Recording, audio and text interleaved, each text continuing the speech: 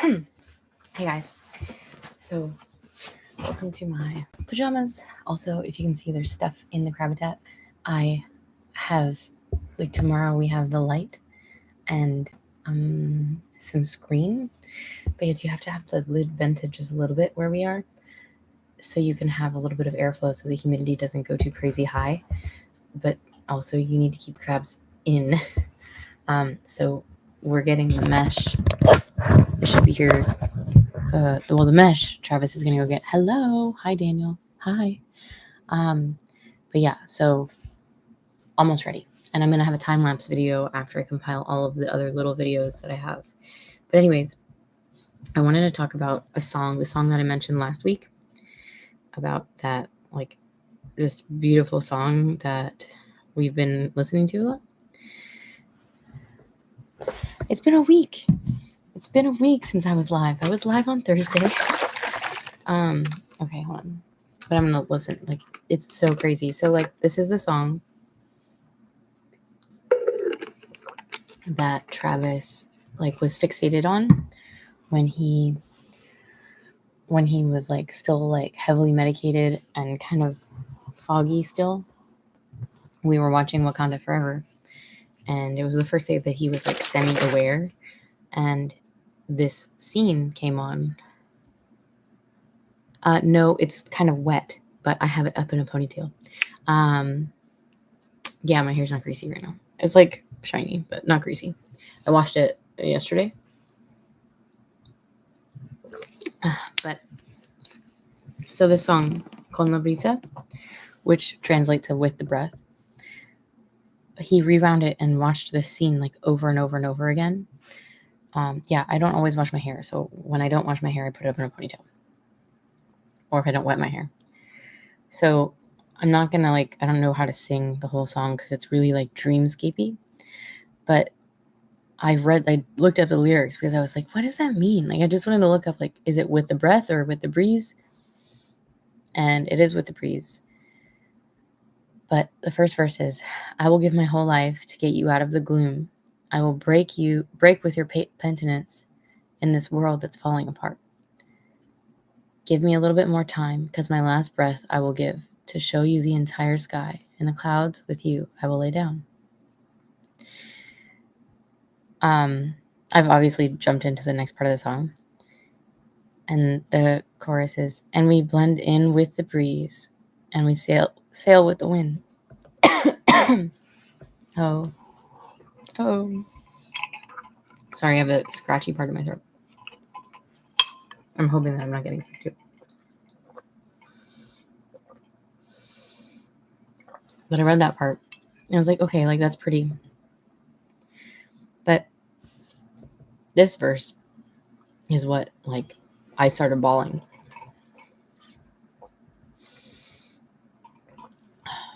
It has the intensity of your eyes. It burns more than fire, and it reflects on broken glass. I promise that one day you will open your eyes, and you will appreciate the reddest tones the sky has to offer. And I read that, and I just lost it. Because I was just hoping to pull him out of the gloom.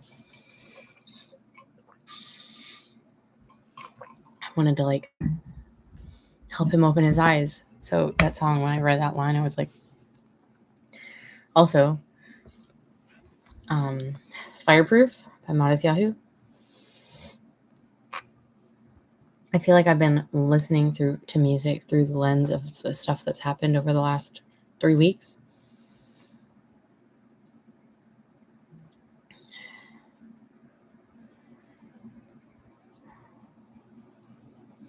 Okay, so Fireproof.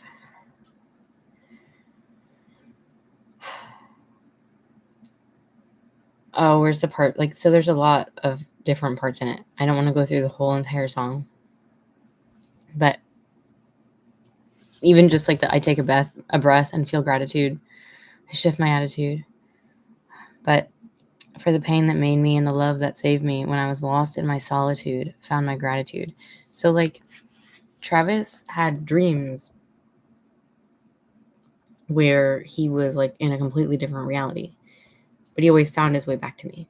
And he really thinks that me being there and talking to him, like, helped him bring him back. And not to mention, like, hundreds of people praying for him.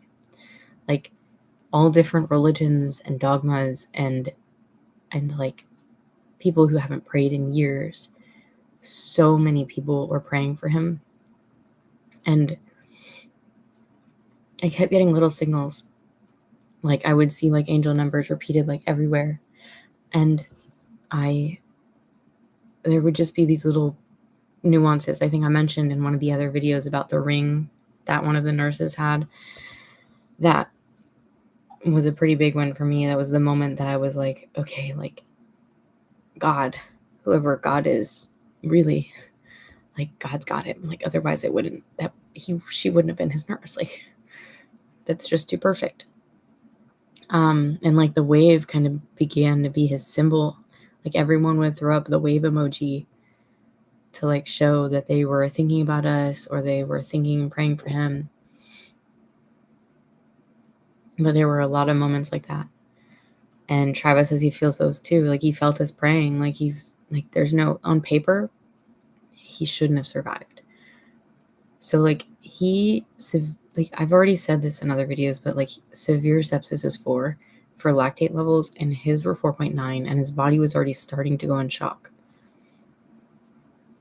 Most people don't survive that level of sepsis or pneumonia. So it's literally a miracle. Like, if he had been any older or hadn't, like, been in good shape, like, it would have been very different. The doctors are all like, this is what saved you. And I'm really, really, really grateful, because I really thought I was going to lose him. But we've been spending a lot of time together. He's done vaping, which I wish he had come to the terms on his own without having to, like, almost die. But we've been spending a lot more time together, which has been nice, because we found that we had been kind of taking advantage of the fact that we're always together and not spending quality time, but more just, like, spending time.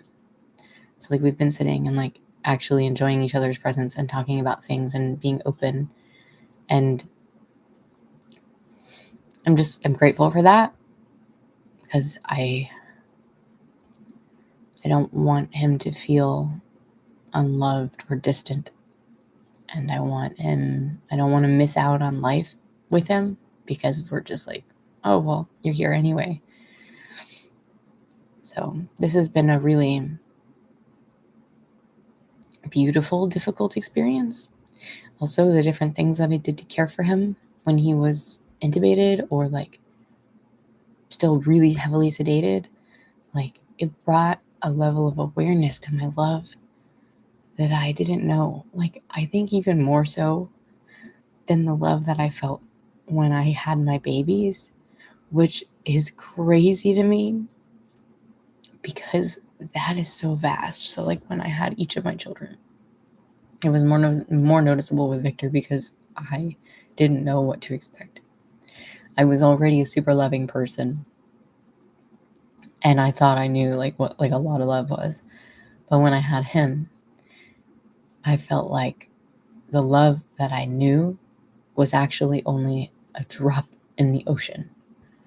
And my, like, capacity for love expanded infinitely. And it happened again with Evie, but it was different, because I knew that there was this, like, great expansion. And I feel like with this whole experience that's happened, I realized that even that was, like, a drop in the ocean, which is just crazy to me, because I was like, I'm not ever gonna live, like, I love Travis a lot, but, like, my kids, like, he's my person. And I don't feel shame about that. Someone would be like, oh, you gotta love your kids more than you love your spouse. And it's like, look, he's the reason I wanted these kids. Sorry, but I'm also not sorry. I'm just letting all of these emotions come in waves and just really feeling them for the first, like, week and a half when he was in the hospital, I was like, I was still feeling a lot of emotions, but if I hadn't had kava, I would have been like losing it. So now I'm drinking it, but like chilling out on it a little bit more. But I'm really, really, really grateful that he's alive. He's out. Almost done with the hermit crabs. My best friend Jackie graduated nursing school. Well, she graduated nursing school before, but she's a registered nurse now. Like, she took the NCLEX and she's a freaking nurse. Nurse Jackie. I'm so proud of her.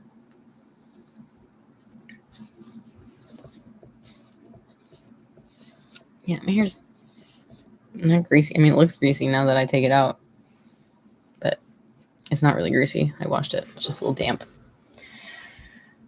I'm going to go, because otherwise I'm just going to ramble. I'm going to go hang out with Travis. We're going to watch the rest of Wakanda Forever because we have to watch it in chunks. Anyways, thanks for watching. Love y'all. Have a good night.